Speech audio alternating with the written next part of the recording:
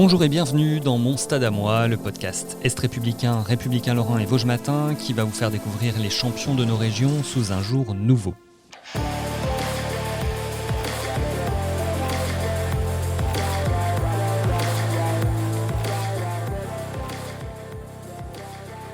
Le gymnaste mosellan Loris Frasca est prêt pour les JO de Tokyo, mais juste avant la compétition, il s'est confié à Laura Maurice. Dans à peine plus d'un mois, tu seras au Japon, tu commenceras ta compétition. Quand tu penses au petit Loris qui a commencé à 5 ans, quel regard tu portes sur le chemin parcouru et qu'est-ce que tu aurais envie de dire à ce petit garçon finalement ? Je porte on va dire de l'admiration parce que un parcours de gymnase c'est vraiment très compliqué, il y a beaucoup de bas que de haut. Donc si je peux retourner dans le passé et lui donner un mot, c'est continue comme ça et sois fier de toi. Et alors tu as encore une belle carrière et de belles années devant toi, mais il paraît qu'après tu as déjà une petite idée et en tout cas que le cirque du soleil te fait rêver. C'est ça. Pourquoi ? C'est le monde du spectacle, parce que là on va dire la gym ça reste du sport de haut niveau, mais c'est quand même du spectacle aussi, on va dire. Et ce monde là, moi ça m'attire bien et après c'est aussi pour le voyage, que tu fais le tour du monde et ça j'adore, donc c'est pour rester dans le milieu là en fait, le milieu artistique et le voyage.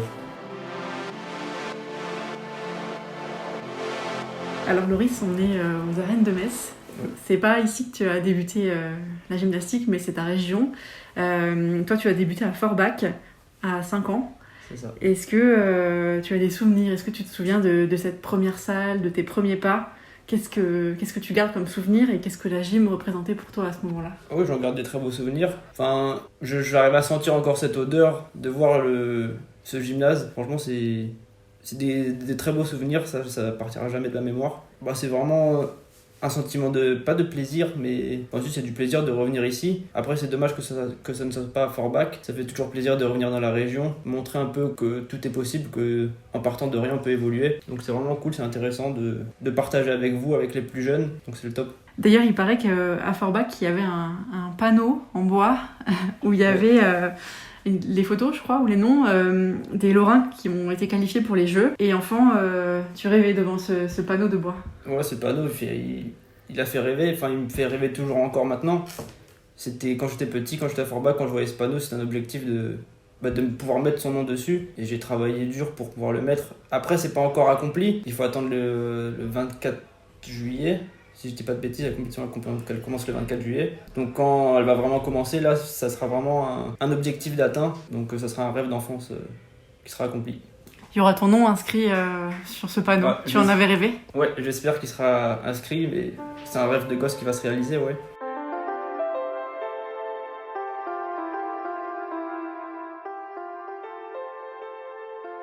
Les Jeux Olympiques, à partir de quel moment dans ton parcours, dans ton histoire, tu as commencé à en rêver, à y croire ?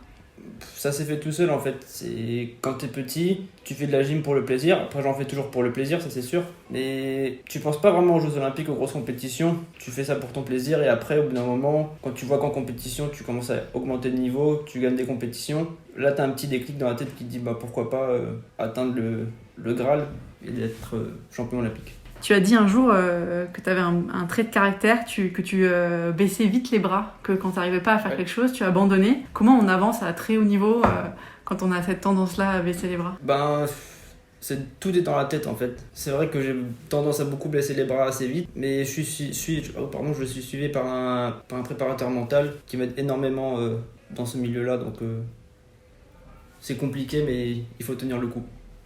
Quel rôle il joue aujourd'hui justement ce préparateur mental à tes côtés ? Il joue un très grand rôle. Quand ça va pas, je l'appelle. On a des séances une fois par semaine. Donc il est vraiment là à mes côtés pour m'aider. Même si tout va bien, je me sens d'aller le voir et pour lui dire tout va bien. Donc c'est vraiment une grande aide avec moi. Tu as dû quitter Forbach à un moment donné dans ton parcours et tes parents ont quitté la région, ils t'ont suivi pour te permettre de réaliser ton rêve. Le fait qu'ils croient en toi comme ça, qu'ils te suivent, est-ce que tu as très vite compris ce que ça représentait et de quelle manière ça t'a porté vers le très haut niveau justement ? J'ai réalisé très vite qu'ils abandonnaient tout pour moi en fait. Donc je les remercierai jamais assez pour ça. Et quand j'ai vraiment vu qu'ils étaient capables de faire ça pour moi, je me suis dit il y a une carte à jouer dans ce milieu-là et j'ai travaillé dur pour arriver là et j'ai rien lâché. On voit, on sent que tu travailles beaucoup. C'est beaucoup de sacrifices, une carrière comme ça de sportif de haut niveau? Ouais, c'est énormément de sacrifices. Pas que pour la gym, pour tout sport de haut niveau. C'est vraiment énormément de sacrifices. On peut pas faire tout ce que les gens, on va dire, lambda font. Tout ce qui est sortir avec les amis le soir, aller au cinéma à des heures un peu imprévues. Tout ça, c'est impossible pour nous. On est vraiment dans une catégorie à part. Et ce qu'on vit, c'est quelque chose d'extraordinaire et jamais je changerais ça pour quelque chose d'autre. J'ai lu aussi que tu as dit il y a un peu plus d'un an que tu avais cette envie de voyager, que tu passais beaucoup de temps à t'entraîner dans une salle et que tu avais l'impression de faire aussi donc, du coup beaucoup de sacrifices. Et le voyage, c'est voir le monde, c'est quelque chose que tu aimerais faire? Ouais, c'est quelque chose que j'aime faire. J'ai de la chance avec la gym de pouvoir voyager partout. Donc ça, c'est une chance. Et même dans mes heures perdues, quand je suis en vacances, j'aime pas rester forcément dans la même ville. J'aime bien bouger. C'est quelque chose que j'adore. Découvrir d'autres cultures, c'est quelque chose de fascinant. Le voyage qui te fait le plus rêver, c'est quoi?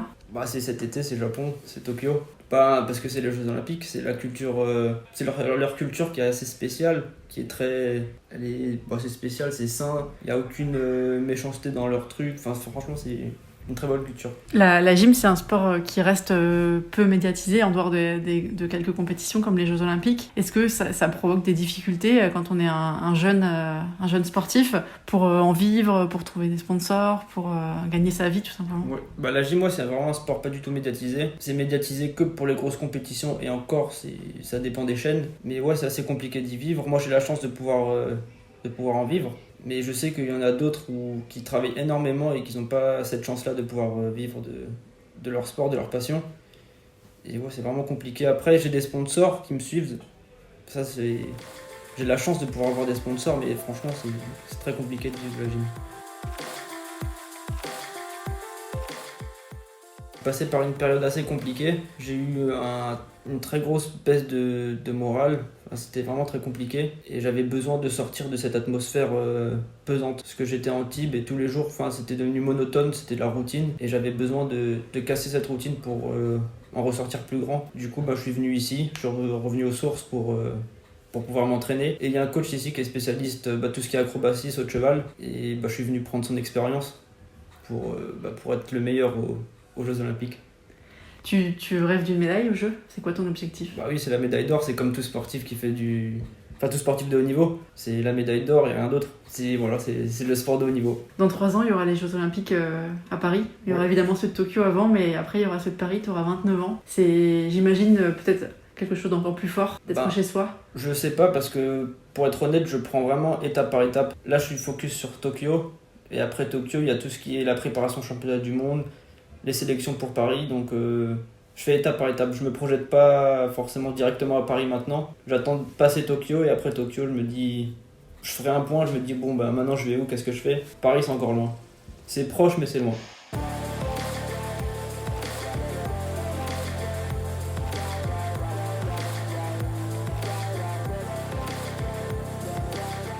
Le gymnaste Loris Frasca était interrogé par Laura Maurice. C'était Mon Stade à moi, le podcast des rédactions sport de l'Est républicain, du Républicain Lorrain et de Vosges Matin. Nous sommes présents sur toutes les plateformes de podcast. Laissez-nous des étoiles, des notes et des commentaires et rendez-vous très vite sur un autre stade.